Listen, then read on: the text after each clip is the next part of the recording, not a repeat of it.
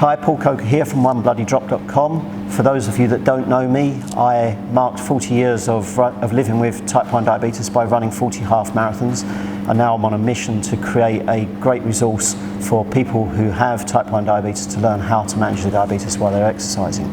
Today I'm here in Cardiff at Athletic Creations with Georgia Thomson, and Georgia is a phenomenal athlete and she does a lot of weightlifting and work in the gym, and she's going to be talking to us about how she prepares her diabetes and perhaps her diet before she goes for a gym session. So, when I go to the gym and I know that I'm going to lift weights, obviously the first starting point for me is to test my blood sugar. If you don't know where you're starting, you can't react. When it comes to managing my blood sugars around my training, I always prefer to be proactive rather than reactive, if that makes sense. So I prepare rather than react to my blood sugars going wrong later. If my blood sugar's a bit too high before I train, I will correct, but obviously that I know my body now enough to know how much to correct by. Yep. I will always test during my workout. Always, always, always. It might be once, it might be twice, it might be 3 times. You know, I'm in the gym, a leg session will last an hour and a half, 2 hours for me.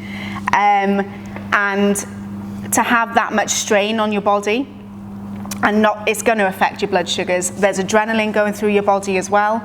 And if you don't know what your sugars are doing, like I said, you can't react to it. So I always test throughout my workout as well, and I will react if my blood sugars need reacting to. So do you need to make any modifications? Do you need to eat more carbohydrates before you go to the gym? Do you need to make modifications and have less insulin on board?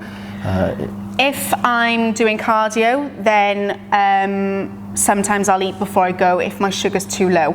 I'm the kind of person, it's like we were saying, this is just what I do. Yes. I am the kind of person that can train on an empty stomach. I know that a lot of people can't. So I don't necessarily always eat before I go and train. I don't need to. I will always eat carbohydrates after I've trained. And protein, of course, but yeah, I don't find that I have to necessarily adjust anything if it doesn't need adjusting.